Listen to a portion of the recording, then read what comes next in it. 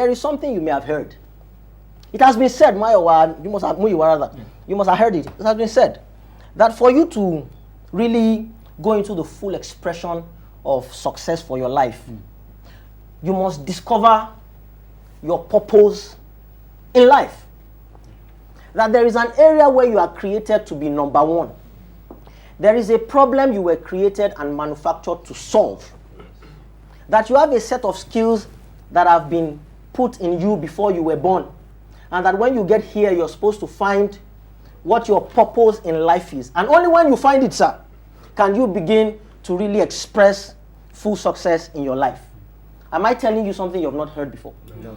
So we all agree that we've heard this. Yes. Tosin, you've heard this. Yes. Now, as romantic and as poetic a statement and an injunction as this or that is, and as accurate as it is, because it is actually very accurate, you will soon find, if you have not found out, that finding your life's purpose is easier said than done. If as a young person, upon graduation, you've tried to find the whole purpose of your life so that you can begin to apply yourself to it, you would have found out, or you will soon find out, that you will be frustrated and totally perplexed. Think about it for a moment. Here you are, you just graduated. Perhaps at 24 or so, 23, 24. If you're lucky, you're already about 5 years behind your contemporaries in other parts of the world. Sure. Your parents, they love you, but they want you to leave now. They've carried you all these years through the strikes and your carryovers. You've lied to collect money for handout. They are fed up. They knew you were lying. You knew they knew you were lying. Both of you knew you were lying. But they lied to their parents too. So they have given you all that money. Now they want you to leave home. If you are a man, they want you to get married and go. If you are a woman, they want you to get married and go. In the first place, find a job and leave them alone. They still love you, but it is enough. So here you are trying to find out, like Toby, whether to quickly go into employment and carry your CV around as everybody's doing. After all, you have good grades.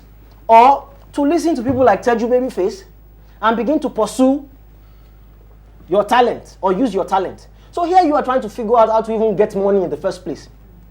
And now you are asked to discover the purpose of your life. You will soon find that you're frustrated because the more you hear it, the more you think there's something wrong with you in not being able to decipher what the purpose of your life is. Therefore, I advise young people, or I will advise young people, it is true that there is a purpose to your life. And it is true that until you discover that purpose, that major purpose of your life, you won't begin to express yourself on the level of success that you were created to. But as a young person, I advise you, don't try to discover the purpose of your life yet, the major purpose of your life. Instead, try to discover your purpose in life at the moment. I will say that again. You do have a life's purpose. It is a major purpose of your life. It is indeed why you were created. It is indeed the problem you were born to solve. And truly, until you find it, you won't find the full purpose of your life. You won't be able to express the full level of success that you were designed to enjoy and express. But if you insist on finding it now, you will frustrate yourself. Rather, find the purpose for your life at the moment. Because the truth is that you have a purpose in life part-time. But Toby, I still want to answer your question. Because like I said, I don't want to send you out of here just happy. My mentor, this one, Sam, he says there's a way that teachers and preachers can preach themselves happy. They can use big words. How the fecundity of the humongous brouhaha and the colloculation of the ogbonge stimulus. And they can just preach you happy and you are happy and they are happy and you go home and realize you've learned or can apply nothing. So I want to give you answers that you can use. So you want to go into child psychology and you're also thinking of going into HR. Those are the ones you have been brave to tell us. There are probably one or two others that you are considering that you haven't told us. Lest you now come and look like a directionless person. And they all share the same thing with you. Muyiwa has wanted to be many things over the last 4 years. His CV reads like a train wreck. You know, but it is valid. As a young person, you're supposed to have those experiences. So Toby, I will tell you exactly which to choose. As I answer your question, I will answer his question, and his, and his, and his, and his, and his, and hers, and mine as well. Which one should you follow? HR or child psychology? I tell you. While I have no doubt in my heart that you do have a passion for these two areas, and while I have no doubt that the circumstances seem to compel you to go after those two things, I really doubt that you have two equally great opportunities. I'll say that again. While you may indeed have a passion for two things, and it seems that there are opportunities to pursue both, I doubt that you have two great opportunities. That means that when you begin to pursue them, you will find that one of those areas will reward all your efforts with growth, progress, and the rewards you want. It won't be easy, but you will be able to measure progress over time. You will see that you were here last year, and now you're here this year. It will encourage you, it will welcome you, it will embrace you. The other area, no matter how much time and effort you spend on it, it will not give you the traction or the rewards or the opportunities for growth that you desperately need and crave. As a matter of fact, the windows will continue to shut down, the opportunities will continue to dwindle, the deals will continue to fall through until you get to a point where it seems nothing is happening. It doesn't even matter whether it seemed it was happening before. One of them is an illusion. I can almost guarantee you that.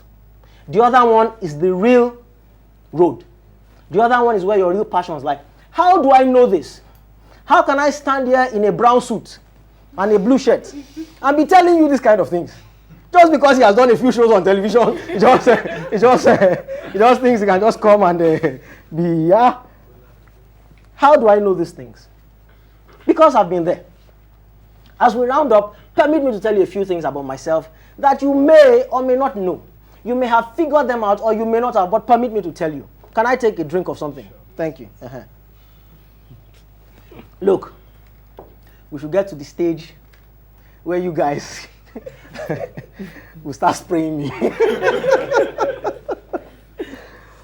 No. In one of my first ever comedy performances, back in those days, something that Basket Mouth and I used to look for, we would know in those days that we don't tear their back, as we used to say, we don't whip them, was that they don't do it anymore. But in those days, there was a level where we would crack jokes and they would start to spray us. Yeah, they used to do that, jokes. It happened for Basket Mouth and it happened for me. So whenever we got that level, and it was usually Igbo people, we used to do a lot of Igbo events. I like Igbo people. Igbo people, once I was like, that boy is mad. That boy is mad. And I don't mind the insult, and they would spray us.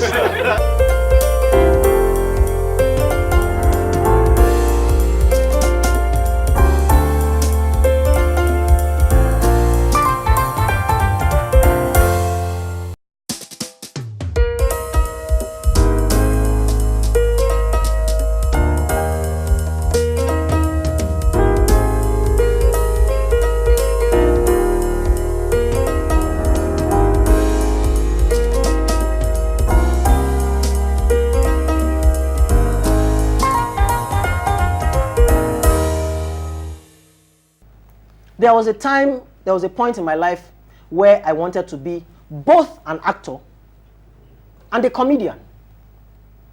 And while my father told me such things as, you have to focus on one thing per time, I didn't believe him because I seemed to have antecedents from people who had done both.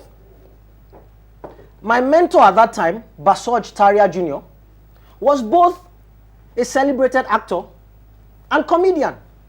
His contemporary, who I had met many times and I called bros, Oke Bakassi, could also say the same. So I believed that I could do both. So I wanted to be an actor and a comedian. But the question came about as to which should I do, because a lot of time was spent acting, and that was when you had to go for shows as well. So I decided that I was going to be an actor. That is something you may not know about Teju Babyface. What I actually wanted to do in my life was to be an actor. I wanted to be an actor. I wanted to be a bread and butter. The film don't come out now. Hot on the frame. Starring Richard Mofe-Damijo, Liz Benson, Teju. I didn't have Babyface then. Babyface came as a comedy suffix to Teju. There was no Babyface. So I wanted to be an actor. And my earlier experiences seemed to suggest that life was also on my side. After all, how many people do you know who their first time out, they appeared in a lead role opposite RMD and Liz Benson, directed by Tade Ogido, in year 2? So I was convinced that the gods were on my side. But over the years, you've heard nothing from me in acting. You've not seen me on the screens a lot. In fact, you principally know me to be a comedian and recently a talk show host. So it is easy for you to conclude that I gave up acting and that I went after comedy. And that perhaps if I had given as much time as I did to comedy, to acting, perhaps I could have been a bigger actor. As a matter of fact, people buttress that thought. People let me know they are thinking that way because they ask me all the time. I tell you, Babyface, you were good in that film Diamond Ring now. Why did you stop acting? That's what they ask me a lot. Why did you stop acting? So it will be easy for you and for they to conclude that I just stopped acting. You would be wrong. I did not give up on acting. I spent quite a few years after the release of the movie Diamond Ring pursuing acting. You see, after Diamond Ring, quite a number of us were convinced that the movie roles will roll in, the invitations will come, and that I would be established as a principal actor. Are you still here? Yeah. Can I sit down a bit as I tell you this part? So quite a few of us were convinced that I would be an actor. As a matter of fact, I like to tease Uncle Tade Ogido till date about something he told me the night that I auditioned for Diamond Ring. We had auditioned under the Senate building in Unilag. It was at night. And I guess he chose that place because the Senate building had this huge light that washed it from the ground level. So that if you're driving over Third Mainland, you see the Senate House of Unilag looking very beautiful and standing like a monolith, standing monolithic in the middle of that expanse of land. So he had chosen that place for the light so that he could do what they called a screen test and test us on the camera. And when they had chosen me, and he had concluded that I was the person who was going to get the role, as he was driving out of school, he kindly decided to drop me at my hall. It was in a Shagari Benz, I'll never forget. I later found out that that Benz was a Benz he had bought for his father, but he had borrowed it that night. To tell you that I know the details exactly. So he had dropped me at New Hall, and as he was dropping me at New Hall bus stop for me to go to Eninjoku Hall, which was my hall, he said to me, "Congratulations, Teju, let me try to do it." Congrats, I can't do it. He has one of those weird gravelly type of "Congratulations, Teju, you have done very well. When we finish this movie, you will be the new kid on the block." That's what he said. And I've teased him severally over the years that didn't happen. I wasn't or didn't become the new kid on the block. After Diamond Ring was released, the days turned into weeks, the weeks turned into months, and the months became a year. No invitations to act anywhere. And then it occurred to me that if I don't do something about myself, they will soon forget me. After all, if Mohammed will not go to the said mountain, perhaps this body of rock will unearth itself and begin to seek certain Mohammed. So I started to go to the principal movie producers of that day. Started to go to their office one after the other. Bolu. Simisola Okweodu of the House of Macro welcomed me into his office and showed me on a computer film that he was just starting to edit his last movie project.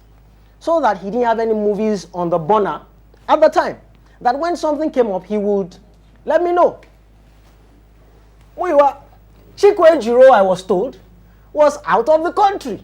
That he would be back in about a few weeks if I could come back. Toby. Zeb Ejiro, I was told, was not in the office. That he would be back within an hour if I could wait. And so I waited. And it was a good time because even though she might not remember it, I found a beautiful young aspiring actress whose name was Genevieve Inaji. I remember she was wearing jeans and like a white top, and we gisted. I was hoping something may happen, but nothing happened. Zeb Ejiro did come before the hour was up. But the only thing was that 5 minutes later, he was on his way out again. And then his secretary said, Teju, now go be that, because I didn't recognize him. So I chased after him. And he was working in the company of another person. There were two of them. And so I said, excuse me, sir. And he looked back. He said, yes. And so it was my chance to speak. And rather than say what I wanted, I proceeded to introduce myself. And let me stand again. Because you see, I had not only appeared in one of the biggest movies of the last year, Uncle Tade Okidon had kindly written my name in its full letters. You understand? It had come up as starring Richard Mofe-Damijo, Liz Benson, Zainab Buki Ajayi, and so on. And they had now said, and introducing Olateju Gbadewonuola Oyelake. That was how my name was in the film, both part 1 and 2.